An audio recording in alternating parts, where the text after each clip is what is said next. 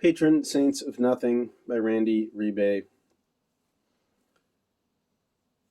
Page 133, All That It Means. Grace and Jessa have this blissful look in their eyes when they meet up with us, like they're waking from a dream. Did you two have fun? Jessa asks. No, Mia says.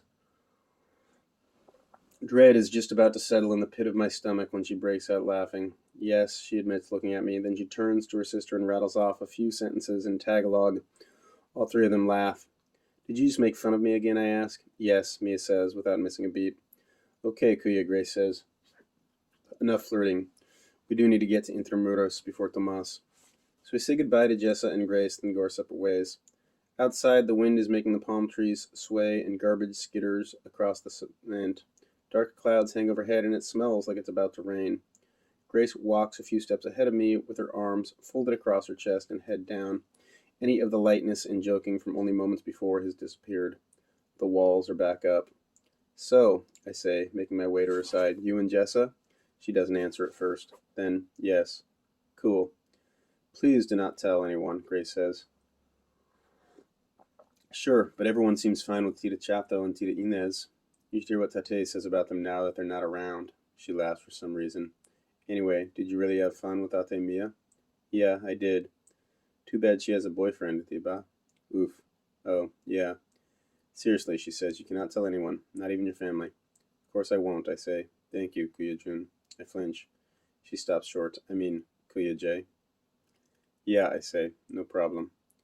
We lapse back into silence and continue walking, pretending like it didn't happen. Like saying his name didn't summon within both of us all that it means. Page 135. A visit.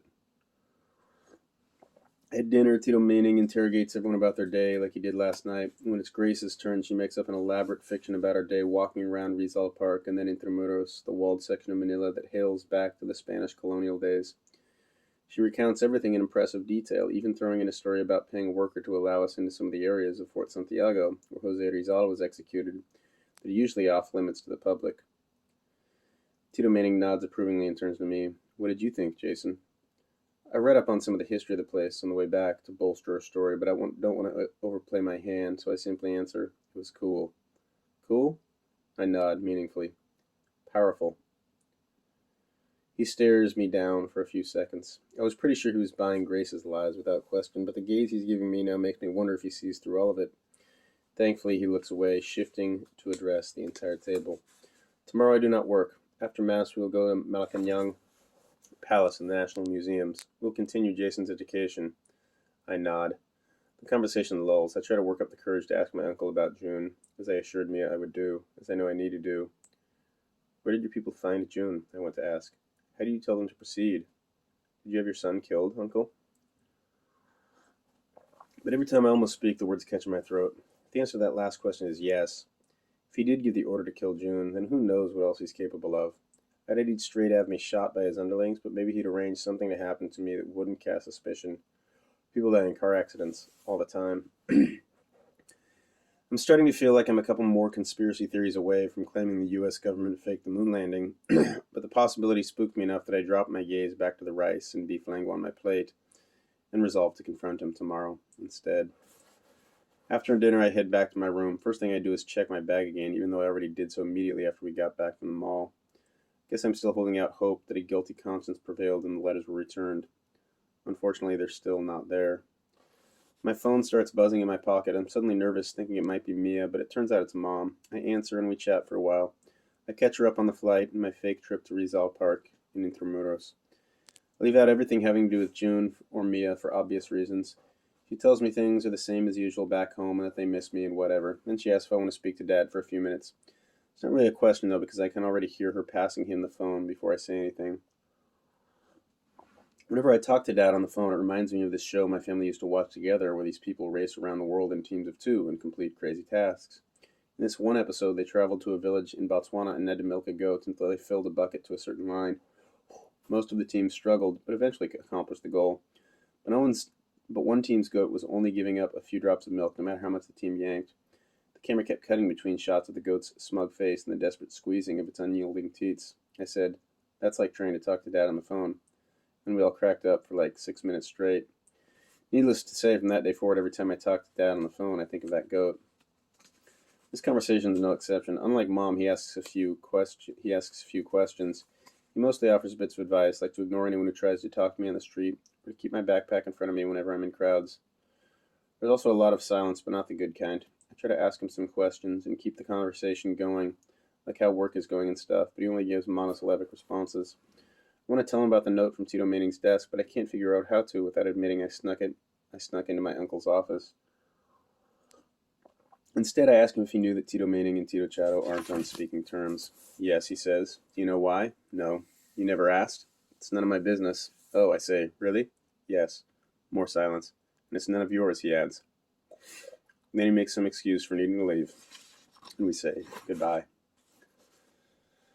I wake in the middle of the night and immediately sense that there was someone in the room with me. It's dark and the house is quiet. A sliver of moonlight slips through a crack in the curtains. I prop myself up on one elbow and try to rub the sleep from my eyes. There's someone at the desk, a man. A burlap sack covers his head, but his left hand, lit by moonlight, is writing furiously. The pen scratches the pots across the paper, relentless, hushed. It's like rolling waves under a dark sky. Tito? I ask. He continues writing. I throw the sheet back, surprised to find the air so cold that goosebumps rise on my skin. They really do love the air conditioning in this country. Nonetheless, I swing my legs around to the side of the bed and set the soles of my feet upon the tile floor. It's like stepping on ice. Ignoring the cool burning, I drift across the room to the desk. I lean over the man's shoulder to peer at what he's writing. Only it's gibberish. A tangled mess of lines, like a toddler's scribbles. Then the pen stops. Slowly he shifts in his seat, and I know he's looking at me even though his face is covered by the sack. Then, with stiff, deliberate movements, he pushes away from the desk and rises. I back away until I'm against the window and have nowhere else to go. As he approaches, I see his feet are bare and he's wearing a pair of old jeans and a dark polo shirt, both dirty and torn. There are a few dark stains around his chest and stomach, each one with a trail of dried blood. Holes, I realize. Bullet holes.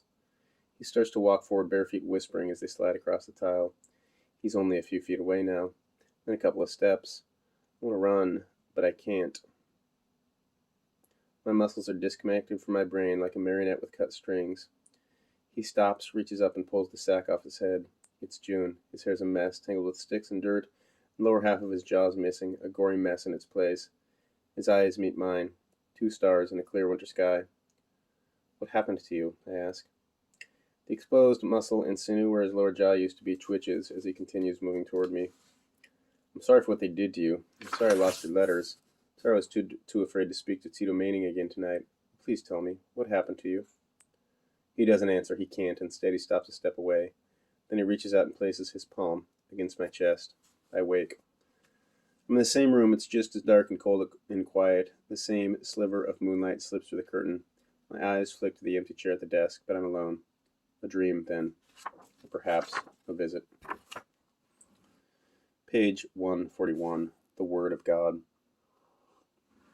It's drizzling on Sunday morning as we pull up to the church. The building is all fancy stonework, tall windows, and biblical statues. Tomas lets us out right in front where an usher is waiting with an umbrella. As we step out of the car, he holds it over Tita Ami and leads us through the huge crowd that overflows from the doorway despite the rain. Inside the church is a more imposing version of others I've been to. Rows upon rows of mahogany pews lead to an altar with an empty dais, above which hangs an enormous crucified Christ. There are columns and arches and sconces, golds and browns and whites and deep reds. The scent of frankincense hangs in the vast emptiness between our heads and the high ceiling. Even though there must be at least 1,000 people here, nobody is talking. A boys' choir sings a hymn from the rear balcony, their voices powerful and angelic, amplified as they echo against the granite walls and soar over the sounds of the oscillating fans that are mounted on every column. Enormous stained-glass windows depicting the stations of the cross line those walls, muted without the sun. The usher leads us through the inevitable crush of the Sunday crowd to a reserved section near the front. Tito Manning sits closest to the center aisle, then Tita Ami, Grace, Angel, and me at the end. Next to me is an old Filipina, head bowed in prayer. As we wait for the priest and his acolytes to enter, I scratch under the stiff collar of the ill-fitting barong Tito Manning insisted I borrow since I didn't have my own. I'm actually taller than he is, but since his chest is much broader, the barong is somehow too short and too baggy at the same time. It's been a while since I've been to Mass. When I was growing up, my family went every Sunday, and Chris, Em, and I all made our first communion and confirmation. But I wouldn't say we were religious. I mean, we never prayed before eating, read the Bible, talked about God at home, or anything like that. Even right after we got home from Mass, we'd all immediately change out of our church clothes and go about our day, nobody ever commenting on that morning's sermon. Then, when Chris graduated high school and moved out, we stopped going. Nobody said anything about it. It kind of felt like taking us kids to church was a thing our parents did to make sure we were raised right. And then we got old enough, and they figured the job was done. Sheen often referred to church in his letters. He complained about the boredom that made his eyelids heavy as soon as Mass began, about the hypocrisy of everyone praising Jesus' holy works but then completely ignoring the poor, about the corrupt and abusive clergy that hid their sins behind their frocks and crosses. When Tito Danilo was ordained, I remember June's words, another sheep to the slaughter. At the same time, though June spoke of his belief in God a lot, I remember one particularly long letter he wrote that if God existed at all, it probably wasn't in the way everyone assumed. I didn't know what I thought about all of that. I still don't, but I actually liked the act of going to church. I found comfort, I found peace in those hushed Sunday mornings, the scents, the sunlight, Christmas, Lent, Easter, the prayers that told you exactly what to say, stories and songs about some dude just trying to do good and convince others to not be horrible to one another. When my family stopped going, I didn't tell anyone that it made me sad. Em had always openly despised going, and at school, the kids who admitted to enjoying church were labeled weirdos. This was also around the time Seth became an outspoken atheist. I'm brought back to the present when the organ begins and 1,000 people stand in unison.